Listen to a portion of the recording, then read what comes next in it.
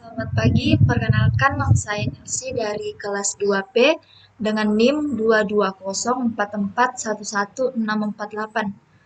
Baik, di sini saya akan menjelaskan materi mengenai speech recognition atau pengenalan suara.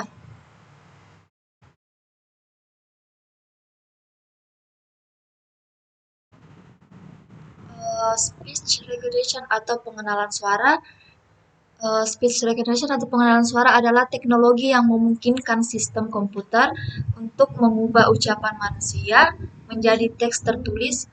Cara kerja speech recognition biasanya melibatkan langkah-langkah berikut. Yang pertama itu perekaman suara.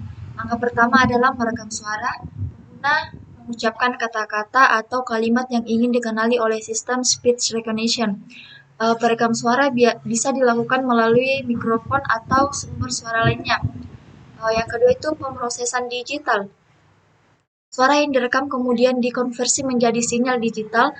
Proses ini melibatkan pengguna teknik seperti analog to digital conversion atau ADC. Untuk mengubah suara analog menjadi format digital yang dapat diproses oleh komputer. Yang ketiga, pemrosesan awal. Sinyal suara digital yang diperoleh kemudian melalui tahapan pemrosesan awal. Tahap ini termasuk penghilangan kebisingan, normalisasi volume, dan penghapusan frekuensi yang tidak relevan. Tujuan dari tahapan ini adalah untuk memperbaiki kualitas suara dan meningkatkan kemampuan sistem untuk mengenali suara dengan akurat. Yang keempat itu ekstrak fitur. Setelah pemrosesan awal, karakteristik dari suara diekstrak untuk digunakan dalam pengenalan fitur-fitur seperti frekuensi, energi, atau durasi suara diproses untuk mewakili sifat akustik suara yang berbeda. Yang kelima itu adalah pemodelan suara. Pada tahap ini, model suara dibuat menggunakan teknik seperti Hidden Markov Models atau HMM atau Deep Natural Networks atau DNN. Model ini berisi informasi tentang karakteristik suara yang diambil dari sejumlah besar contoh suara pelatihan. Ada yang keenam itu pengenalan suara. Setelah model suara dibuat, sistem speech recognition membandingkan fitur yang diekstraksi dengan suara yang direkam dengan pola yang ada di dalam model suara. Kecocokan antara fitur suara dan model yang akan digunakan untuk mengidentifikasi kata-kata atau kalimat yang diucapkan.